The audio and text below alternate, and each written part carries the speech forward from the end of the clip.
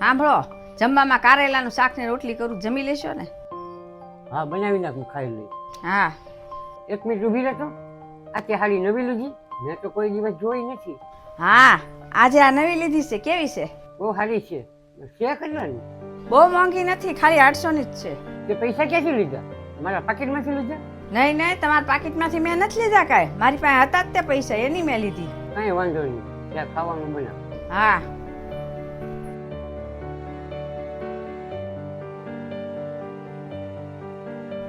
એ ઊભા રહ્યો તો.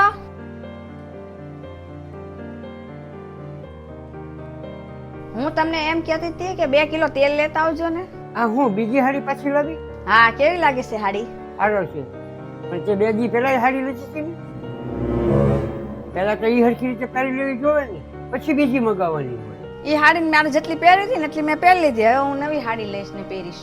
બસ 2 જ દિવસ? એ તો સારું છે, મેં 2 વાર હાડી પહેરી. મારી બેન તો એક જ વાર પહેરે ને પછી જવા દેશે. દર વખતે તારી બેન અરે હું તો હરખામણી કરે છે. એને તો મોટો બિઝનેસ છે, મારે તો નાની એવી જ નોકરી છે. મારી જેટલી બધી તાકાત નથી કે રોજ તને નવા નવા કપડા અપાવું. તમારામાં તાકાત નથી, એમાં મારી શું ભૂલ? હું શું ગરીબની જેમ રહું?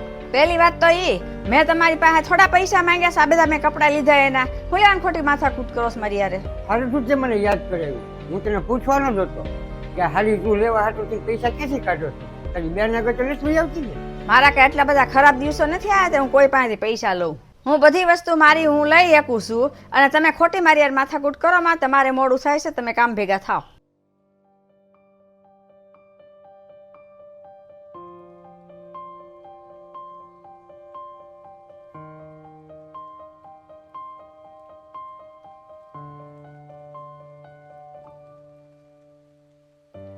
હે, તમે આવી ગયા? હાલો હાથ પગ મોઢું ધોવા, હું તમને જમવાનું આપી દઉં. ના ના, ચારનો મેં પણ ગયા અઠવાડિયે મેં તને 25,000 આપ્યા છે ને, એ લઈ આવતો. હે? પૈસા એ બીજાના છે ને, એટલે એને પાછા દેવાના. બીજાના હતા? તને શું થઈ ગયું? અહીંયા હું ઊભી છું? પૈસા લઈને આવ. ઈ તો એ હું પૈસા વાપરી ગઈ કે હું? આ પૈસા બધા વાપરી જ ગઈ હશે. આ રોજ નવી નવી હાડીઓ લઈ જાય. પૈસા બધા એમાંથી જ લીધા હશે. મને માફ કરી દો. માફી હું માંગે છો? તને ખુદ તારી ઉપર શરમ આવવી જોઈએ. બીજાનું જોઈ જઈને તો તું આંધળી બની ગઈ છે. સાચું છે કે ખોટું છે એ તને ખબર જ નથી રહેતી. તારો શોખ પૂરો કરવા માટે તું ઘરમાંથી ચોરી કરે છો ને પૈસા ખાલી થઈ જાય ને ત્યારે મને વેચી નાખજે, તારો શોખ પૂરો કરી લેજે. મને માફ કરી દો. હવે આગળથી આવી ભૂલ નહીં કરું.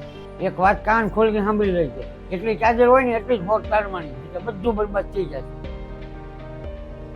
મને આશા છે કે સમય જતા તને બધી વાત સમજાઈ જશે.